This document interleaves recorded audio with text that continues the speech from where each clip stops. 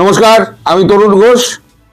ঢাকা একেবারে সরাসরি জুড়ে গেল আমাদের দিল্লি বিস্ফোরণের সঙ্গে। গতকালকে আমাদের ইন্টেলিজেন্স ডিপার্টমেন্ট একটা বিবৃতি প্রকাশ করে দিয়েছে, তাতে পরিষ্কার ঢাকার যোগাযোগটা কিভাবে তৈরি হয়েছিল তার ডিটেলস একেবারে দিয়ে দিয়েছে। আমি আগে খবরটা পড়ে নিই, খবরটা তো আপনারা তো উল্টো দেখবেন, এই তো হচ্ছে মুশকিল। ঢাকা ক্রনিকল, এই ডেকান ক্রনিকল, তারা লিখছে, বিস্ফোরণের সঙ্গে ঢাকার যোগসূত্র খুঁজে পেল ইন্টেলিজেন্স। সন্ত্রাসী হামলার পথ অনুসরণ করতে গিয়ে ভারতীয় সংস্থাগুলি আবিষ্কার করেছে যে দিল্লি বিস্ফোরণের সূত্রগুলি পাকিস্তান ও বাংলাদেশের মধ্যে গভীরভাবে জড়িত। সংস্থাগুলি বিস্ফোরণের কয়েকদিন আগে লস্করে তৈবার শীর্ষ কমান্ডার সৈফুল্লাহ সাইফের বাংলাদেশি সরকারি কর্মকর্তা এবং সন্ত্রাসী কর্মীদের সাথে সাম্প্রতিক বৈঠকের ওপর দৃষ্টি নিবদ্ধ করছে। দিল্লি বিস্ফোরণের কয়েকদিন আগে পাকিস্তান ভিত্তিক সাইফ অক্টোবরের শেষ সপ্তাহে ঢাকার একটি অভিজাত এলাকা বনানীতে আয়োজিত একটি সভায় ভার্চুয়ালি যোগ দিয়েছিলেন। সাইফ পাকিস্তান থেকে ভার্চুয়ালি সভায় যোগ দিলেও বাংলাদেশের 7 জন ব্যক্তি সশরীরে উপস্থিত ছিলেন। এরা হলেন নিষিদ্ধ ইসলামিক গোষ্ঠী হিজবুত তাহরির ঢাকা প্রধান জুবায়ের আহমেদ চৌধুরী, সাইফের ডান হাত এবং মার্কাজি জামিয়াত আহলে হাদিসের সাধারণ সম্পাদক ইবতিসাম ইলাহি জাহির, বাংলাদেশের অন্তর্বর্তীকালীন সরকারের স্বরাষ্ট্র সচিব ডক্টর নাসিরুল গনি, ঢাকা নর্থ কর্পোরেশনের সিইও এবং এইচইউটি সমন্বয়কারী মোহাম্মদ আজাদ, জঙ্গি গোষ্ঠী আনসারুল্লাহ বাংলা টিমের এবিটির প্রধান হাফিজ সুজাদুল্লাহ এবং হাফিজ আলী ফজলু, বিস্ফোরণের বিশেষজ্ঞ সুমন আহমেদ, এরা সবাই ছিল। সূত্র মতে বৈঠকের পর নভেম্বরের গোড়ার দিকে বিস্ফোরক বা বিশেষজ্ঞদের একটি দল মুর্শিদাবাদ হয়ে ভারতে প্রবেশ করে পশ্চিমবঙ্গ এবং দেশের অন্যান্য অংশে সন্ত্রাসী হামলা চালানোর জন্য। লোকেদের প্রশিক্ষণ দেওয়ার কাজটিও তাদেরই ছিল। মুর্শিদাবাদে তাদের সকলকে ইখতিয়ার নামে এক বাংলাদেশি নাগরিক সেফ হাউসে রাখা হয়েছিল বলে ধারণা করা হচ্ছে, যিনি দেশের গোয়েন্দা শাখার কর্মকর্তাকে হত্যার অভিযোগে পলাতক ছিলেন। মুর্শিদাবাদে তার একটি সেফ হাউস রয়েছে যা এবিটি সদস্যরা নিয়মিত ব্যবহার করে। সূত্র জানায়, ইফতিকারের ভূমিকা এখনো পর্যন্ত সরবরাহ এবং অন্যান্য দেশ থেকে আসা লোকেদের থাকার ব্যবস্থার মধ্যে সীমাবদ্ধ ছিল। তবে ভারতীয় সংস্থাগুলি দিল্লি বিস্ফোরণের সাথে তার বৃহত্তর ভূমিকা এবং যোগসূত্রের বিষয়টি খতিয়ে দেখছে।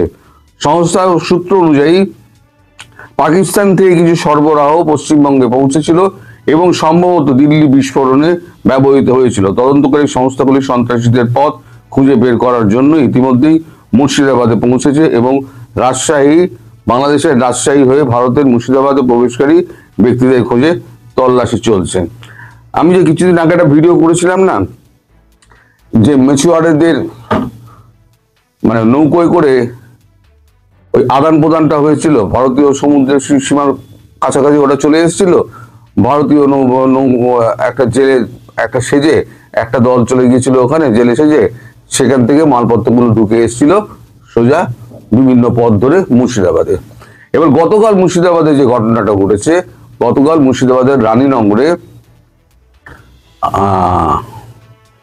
খুব সম্ভবত রানীনগরে এক ব্যক্তির বাড়ি থেকে আপনার সাইদুল শেখের বাড়ি থেকে উদ্ধার হয় 2 কেজি ট্রাই সালফাসাইড।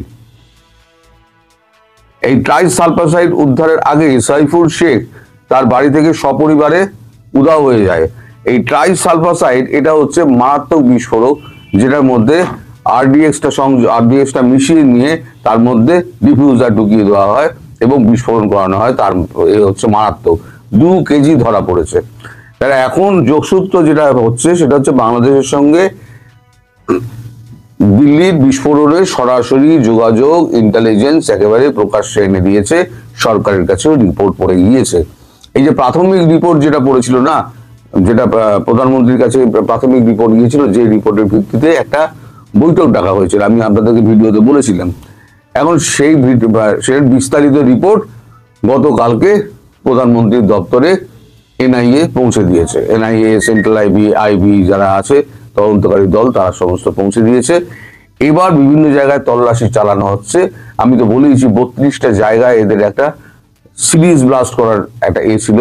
কোথায় কোথায় মালগুলো রয়েছে এরকম খুঁজে খুঁজে খুঁজে খুঁজে বার করা হচ্ছে। কোথাও 30 কেজি, কোথাও 20 কেজি, কোথাও 2 কেজি, কোথাও 5 কেজি, এরকম ভাবে ছড়িয়ে ছিটিয়ে রয়ে গেছে। এদের বিভিন্ন রকমের একটা প্ল্যান ছিল। মানে 26শে জানুয়ারি এরা ভারতবর্ষে দিল্লির বুকে একটা পরপর বিস্ফোরণ ঘটিয়ে সারা বিশ্বকে চমকে দেবে, এই হচ্ছে ওদের প্ল্যান। কিন্তু ধন্যবাদ আমাদের এজেন্সিকে, তারা এতটাই সতর্ক যে আগে থেকে সমস্ত কিছু একেবারে ধরে নিয়েছে। শুধু ওই গাড়িটা যেটা ওটা বিস্ফোরিত হয়ে গিয়েছে, বিস্ফোরণ হয়ে গিয়েছে, সেটা হচ্ছে গাড়িটার ভেতরে না ওই সালফার নাইট্রেট না কি যেন একটা ওই ইঞ্জিনের মধ্যে রেখেছিল, যেটা গরমে বাস্ট করে গেছিল, নইলে সেটাও পাচার হয়ে যেত। এখন এই যে ভারত যে যোগাযোগটা পেয়ে গেল, আমি কয়েকজনকে জিজ্ঞেস করছিলাম তাহলে ভারতবর্ষ বলছে না কেন, পাকিস্তান বা বাংলাদেশের নাম বলছে না কেন? তা আমি যে উত্তরটা পেলাম সেটা হচ্ছে যে এমনিতেই ঘোষণা করা আছে যে অ্যাক্ট অন টেরর ঘোষণা করা আছে, যাদের যাদের নাম আসবে কোনো রকম সতর্ক করা হবে না, মারা হবে। এবার আমি যেটা বলছিলাম না, বাংলাদেশ মার খাবেই। আমি আপনাদের বারবার বলছিলাম, গতকালকেও একটা লাইভ শোতে বলেছি যে বাংলাদেশ মার খাবেই, শুধু প্রমাণের অপেক্ষা। এই প্রমাণটা এখন হাতে এসে গিয়েছে। এখন যে কোনো সময়, যে কোনো দিন, বারবার আমি বলি কথাটা, বারবার আমায় বলতে হয়, আপনারা বারবার আমায় বলেন যে আপনি তো বারবার বলেন, হয় না।